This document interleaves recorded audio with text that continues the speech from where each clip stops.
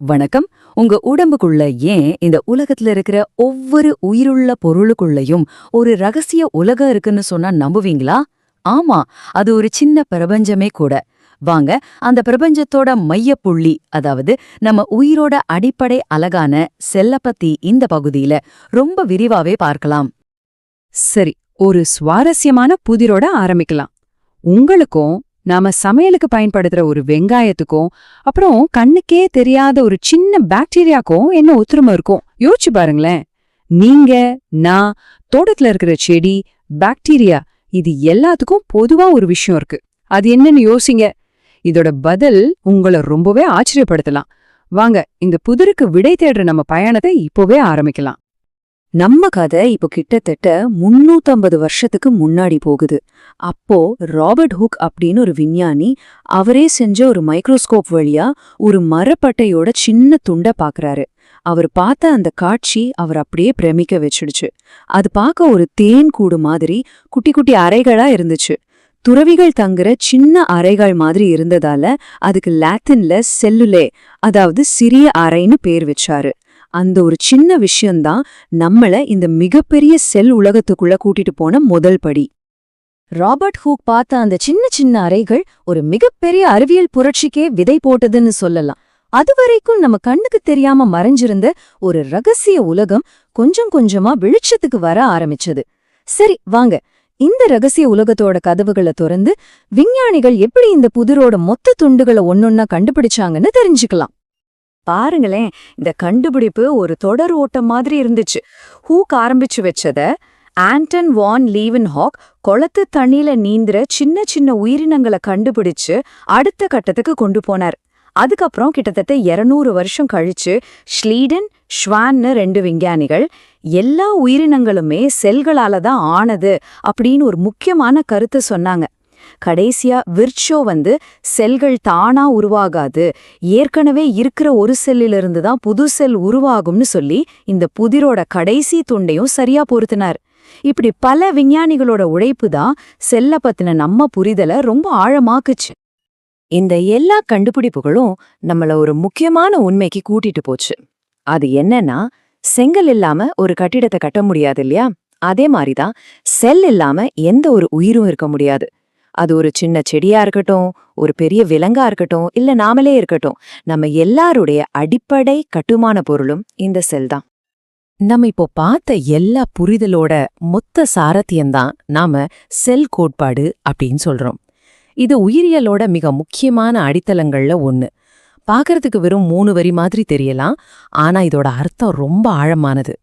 முதல் விதி இந்த உலகத்துல இருக்கிற எல்லா உயிருக்கும் பொதுவா ஒரு விஷயம் இருக்குன்னு சொல்லுது. 2வது விதி உயிரோட எல்லா வேலைகளும் இந்த செல்லுக்குள்ளதான் நடக்குதுன்னு சொல்லுது. 3வது விதி உயிர் எப்படி தொடர்ந்து வருதுங்கிறத விளக்குது.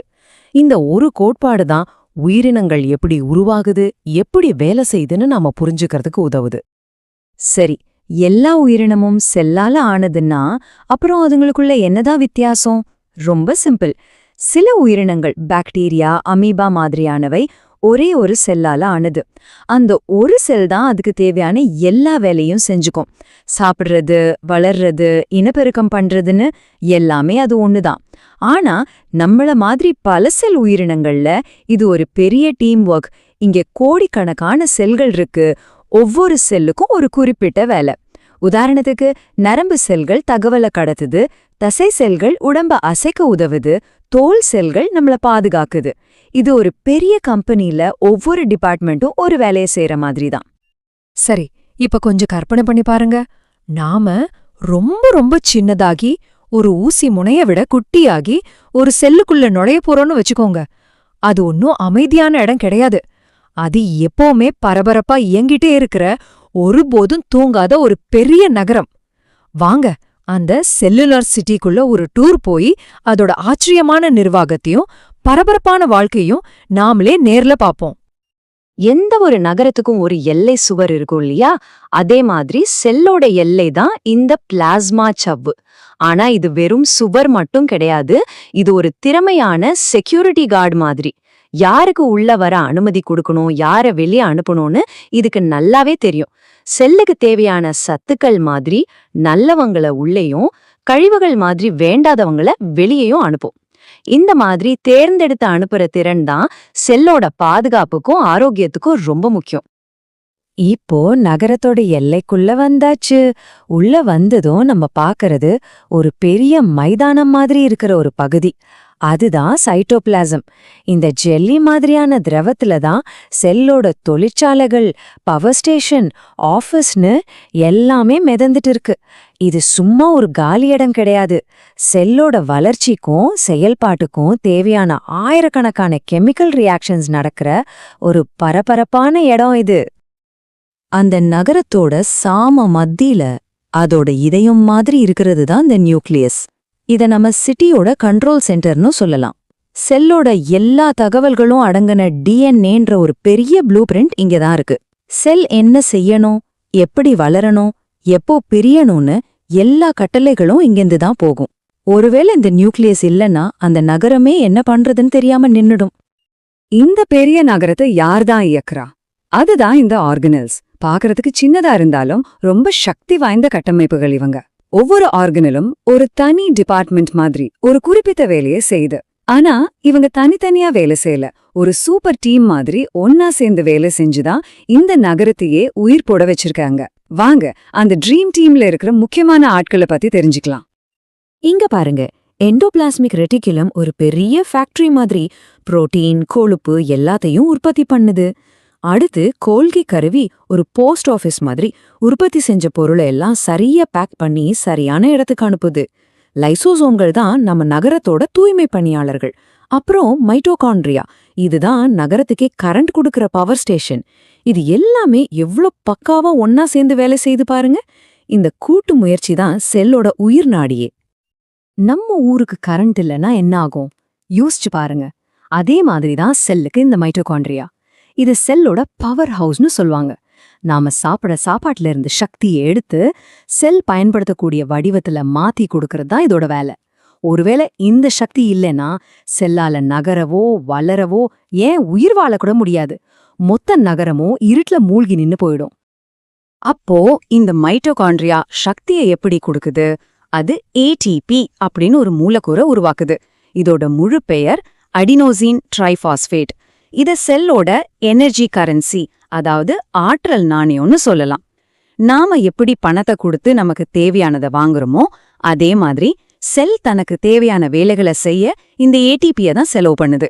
ஒவ்வொரு நொடியும் உங்க உடம்புல இருக்கிற செல்கள் கோடிக்கணக்கான ஏடிபி மூலக்கூறுகளை உருவாக்கி பயன்படுத்திட்டு இருக்கு. ஒரு நகரம் எப்பவும் இயங்கிட்டே இருந்தா கண்டிப்பா குப்பை சேரும் இல்லையா? அந்த கழிவுகளை எல்லாம் நீக்கி நகரத்தை சுத்தமா வச்சுக்கிறது யாரு? அதுதான் இந்த லைசோசோம்கள். இவங்கள செல்லோட தூய்மை பணியாளர்கள், ஏன் ரீசைக்ளிங் சென்டர்னு கூட சொல்லலாம். தேவையில்லாத டேமேஜ் ஆன பாகங்களை உடைச்சு அதுல இருந்து திரும்பவும் பயன்படுத்தக்கூடிய பொருள்களை பிரிச்செடுக்கும். அது மட்டும் இல்ல, வெளியில இருந்து வர பாக்டீரியா மாதிரி எதிரிகளையும் இவங்க தான் அழிப்பாங்க. சரி, இதுவரைக்கும் ஒரு செல் நகரம் எப்படி இயங்குதுன்னு பார்த்தோம். ஆனா ஒரு நகரம் எப்படி ரெண்டா மாறும்? ஒரு சின்ன குழந்தை எப்படி பெரிய ஆளா வளருது? நமக்கு அடிபட்டா காயம் எப்படி ஆறுது? இது எல்லா கேள்விக்கும் ஒரே பதில், செல்களோட அற்புதமான பெருந்து பெருகும் திறன்தான். பழைய டேமேஜ் ஆன செல்களுக்கு பதிலா புது செல்களை உருவாக்கி உயிரினங்களோட வளர்ச்சிக்கும் பழுது பார்க்கறதுக்கும் இந்த செயல்முறை ரொம்ப ரொம்ப அவசியம். இந்த செல் பிரிதல் செயல்முறைக்கு பேர்தான் மைட்டோசிஸ்.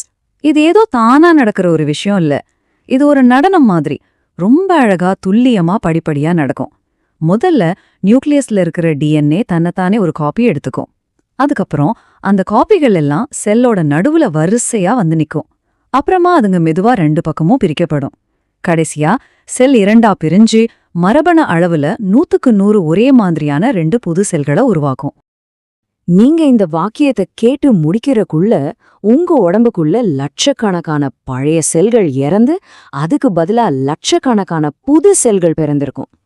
இந்த வாழ்க்கை, இறப்பு, அப்புறம் புதுப்பித்தல்னு இந்த தொடர்ச்சியான சுழற்சி நமக்கு ஒரு விஷயத்தை ஞாபகப்படுத்துது. ஒவ்வொரு செல்லுக்குள்ளேயும் ஒரு பரந்த சக்தி வாய்ந்த பிரபஞ்சம் இயங்கிக்கிட்டே இருக்கு. அந்த சின்ன செல்லுக்குள்ள இன்னும் நாம கண்டுபிடிக்காத வாழ்க்கையோட எத்தனையோ ரகசியங்கள் மறைஞ்சிருக்கலாம் இல்லையா? யோசிச்சு பாருங்க.